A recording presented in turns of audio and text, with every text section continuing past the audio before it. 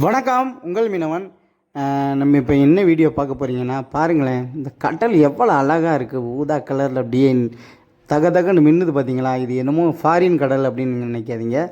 நம்ம மூக்கையூர் கடல் தான். தண்ணிக்குள்ளே பாருங்கள், வெள்ளை வெள்ளையாக போகுது பார்த்தீங்களா. அது என்னது அப்படின்னு கேட்டிங்கன்னா அது வந்து கிட்டத்தட்ட ஒரு 20 லட்ச ரூபா மதிப்புள்ள பொருள்னு சொன்னால் நீங்கள் நம்பலாம் தெரியல. கடல்லையே அதிக விலை உள்ள வாவல் மீன் அப்படின்னு சொல்லுவாங்க. இங்கிலீஷில் வந்து பாம்ப்ரெட் அப்படின்னு சொல்லுவாங்க. நம்ம வெள்ளை வாவல் அப்படின்னு சொல்லுவோம். இங்கிலீஷில் ஒயிட் பாம்ப்ரெட் அப்படின்னு. இது வந்துக்கிட்டு அப்படியே கூட்டமாக போகுது. இது என்ன 20 லட்ச ரூபாய்க்கு என்ன அப்படின்னு கேட்டிங்கன்னா, கிட்டத்தட்ட இந்த போகிற மீன்களுடைய கணக்கு பண்ணால் 2 டன் இருக்கும். ஏன்னா மொத்தமே ஒரு 10-15 மீன் தான் மொத்தமாக தெரியுது. இது எப்படி 2 டன் இருக்கும் அப்படின்னு சொல்லி கேட்டிங்கன்னா, இது மீனவர்களுக்கு மட்டுமே தெரிஞ்ச ஒரு விஷயம். நமக்கு மேலே கொஞ்சோண்டு மீன் தெரிஞ்சிச்சுன்னா அந்த லெக்கத்தில் வந்துக்கிட்டு டன் கணக்கில் மீன் இருக்குதுன்னு அர்த்தம். கூட்டமாக தான் மீன் போகும். இது எப்படி தண்ணிக்கு மேலே இவ்வளோவுக்கு போதோ கீழே வரைக்கும் போகும். கிட்டத்தட்ட இந்த இடம் வந்துக்கிட்டு ஒரு 25 பாவம் இருக்கிற இடம். 25 பாவம்னா ஒரு பாவம் வந்து 6 அடி.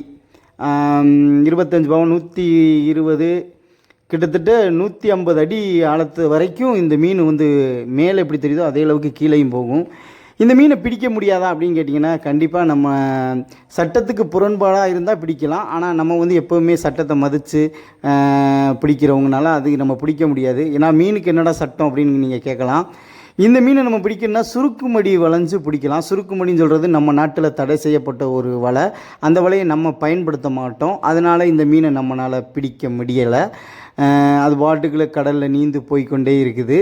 இதே சுருக்குமடி வச்சு பிடிச்சோம்னா ஒரு மீன் கூட தப்பிக்காத அளவுக்கு இந்த மீனை பிடிச்சிடலாம்.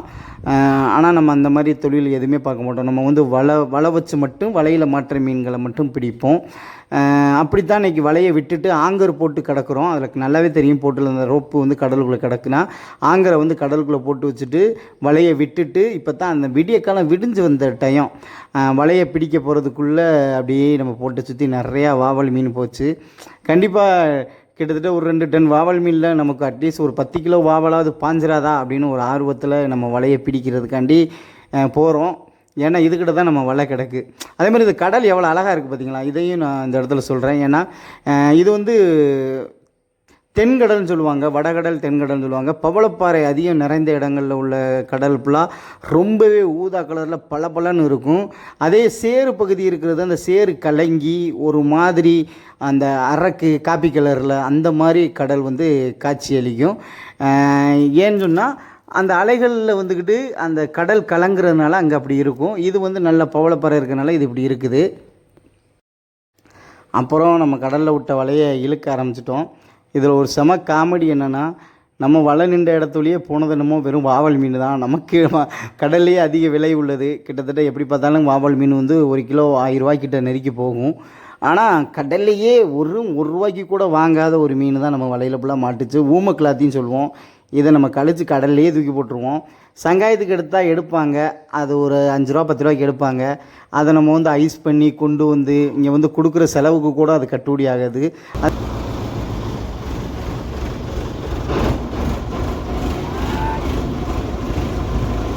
அள்ளிவிடா பாறை கதை முடிச்சாடா. பாறை கதை முடிஞ்சு, கட்ட கதை முடிஞ்சு.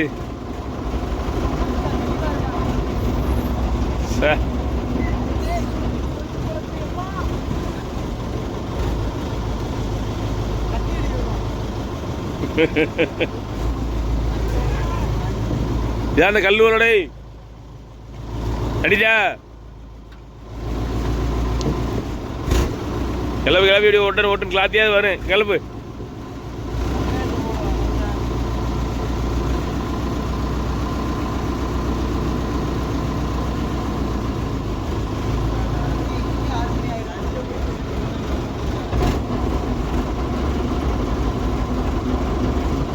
கலைக்கலாம் வீட்டில்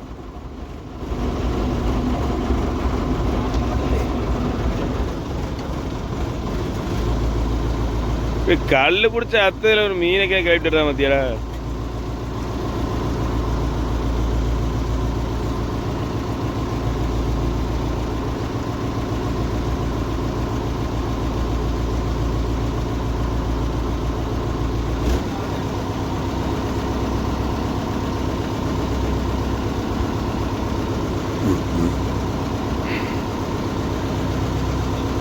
இந்த வாரு குட்டியாண்டா.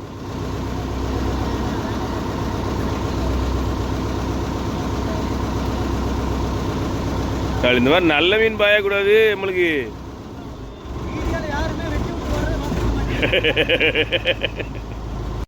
நம்ம வலை எல்லா வலையும் இழுக்கிறது எலி ப்ரோ தான்.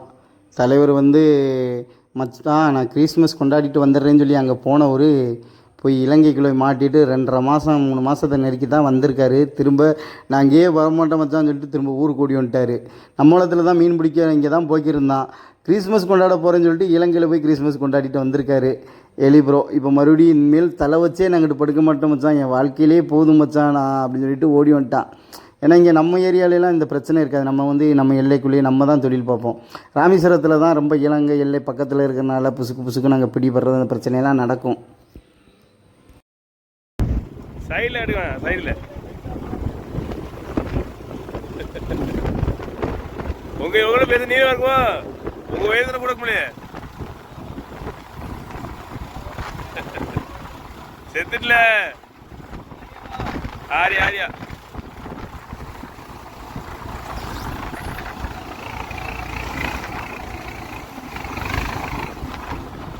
நம்ம பார்க்குற தொழில் வந்து டே நைட் தொழில்னு சொல்லுவாங்க.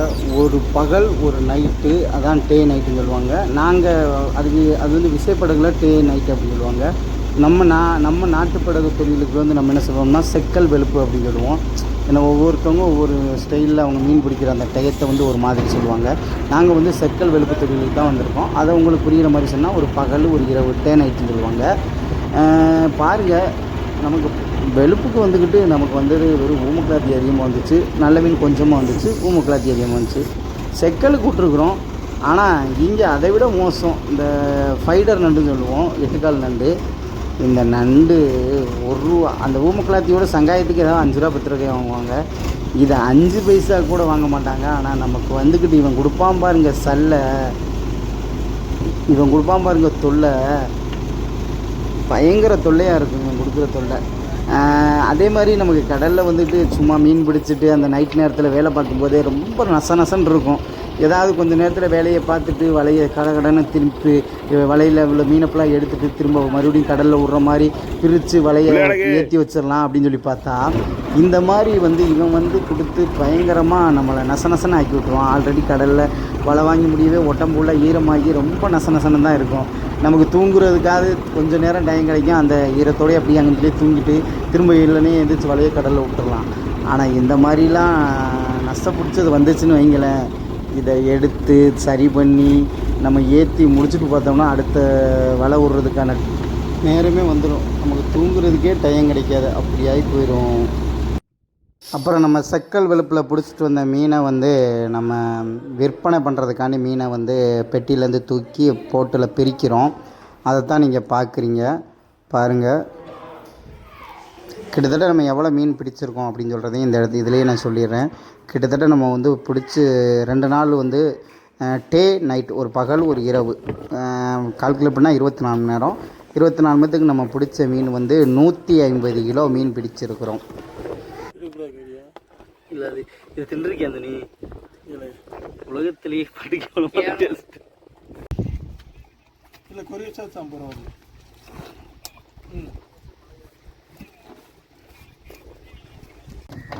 தூக்கு தூக்கு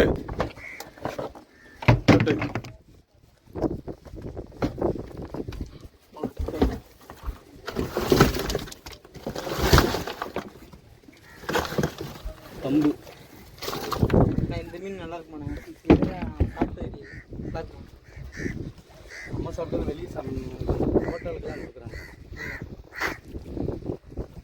இதோடைய வாயை பார்த்துருக்கேன்.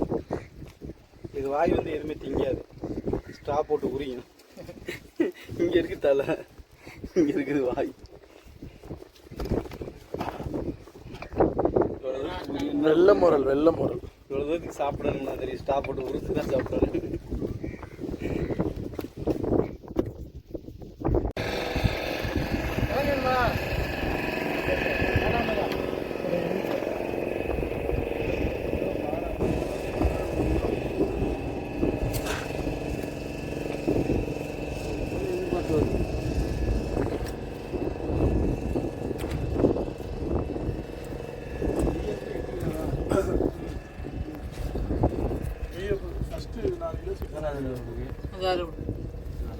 அடிவிட்டு மீன்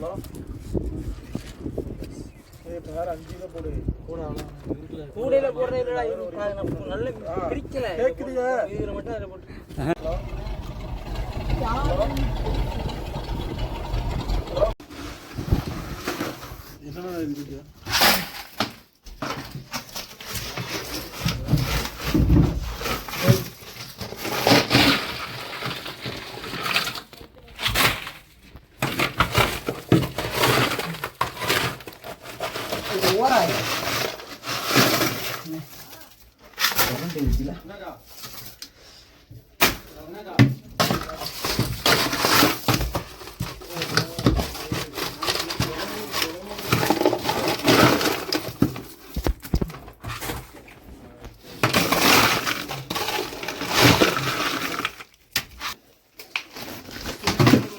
மச்சான்